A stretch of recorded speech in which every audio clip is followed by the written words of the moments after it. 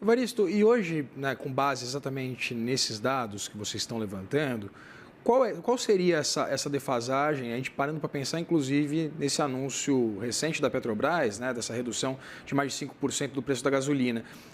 Isso está dentro dos conformes, de acordo com os dados que vocês têm na mão? Perfeito. Aí, vamos aos impactos aqui, Vitor, e aí chego também na resposta à sua pergunta. Qual que é o problema desse preço de referência não refletir a realidade do preço de mercado do petróleo? É que esse preço de referência da ANP, ele gera um preço sistematicamente menor do que o preço de mercado. Entre 5% e 10%, tá? Menor dependendo da cotação do petróleo. Então, o que, que isso implica? A primeira consequência óbvia é que União, Estados e municípios arrecadam menos royalties e participações especiais do que deveriam arrecadar, tá? Caso o preço para calcular royalties e participações fosse o preço de mercado. Em segundo lugar, porque esse preço de referência da ANP é um preço oficial. E por ser um preço oficial, esse é o preço de exportação que é usado pelas petroleiras como preço de exportação quando elas exportam petróleo para elas próprias. E aí isso é um pouco complexo, eu vou explicar melhor, tá? Quando uma petroleira exporta para ela mesma no exterior, ela não pode usar o preço que ela coloca no registro contábil dela, né, para calcular os impostos incidentes. Então, ela tem que usar um preço que seja um preço de mercado. Qual é o preço que as petroleiras usam? O preço de referência, como preço de exportação. Então, o preço de referência vira base de cálculo para o imposto de renda e contribuição social sobre o lucro líquido.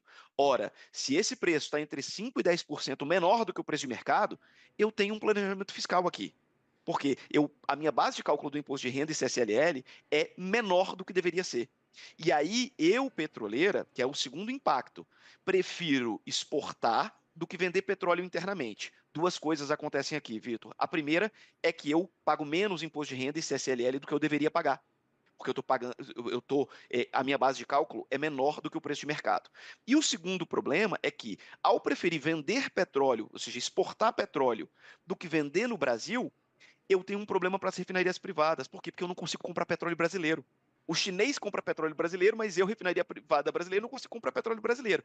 Qual é a consequência disso? Eu não invisto em capacidade de refino. E aí a gente tem um problema de segurança energética aqui, porque o Brasil é deficitário em combustíveis em 600 mil barris por dia de gasolina e diesel. Então significa o seguinte: o Brasil exporta mais de 1 milhão de barris por dia de petróleo bruto, cru, e importa mais de 600 mil barris dia de gasolina e diesel, o que é um contrassenso absoluto. Então, essa é a consequência dessa distorção regulatória e tributária, E aí, né? E aí, e aí, só para responder a por sua favor. pergunta, perdão, Vitor, só para responder a sua pergunta, qual que é o problema disso com a política de preços da Petrobras? Onde é que isso conversa com a política de preços? É que eu, refinaria privada, sou obrigado a importar petróleo. Então, eu compro um petróleo mais caro do que o petróleo brasileiro. E, de outro lado, a Petrobras está vendendo combustível abaixo do preço de mercado internacional, abaixo do PPI.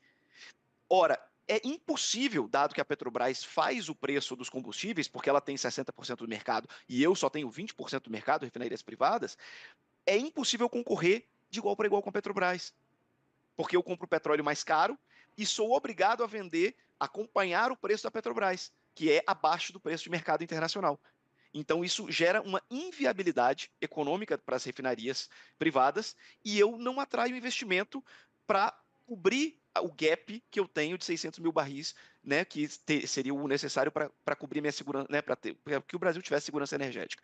Esse é o efeito deletério sobre a economia dessa distorção.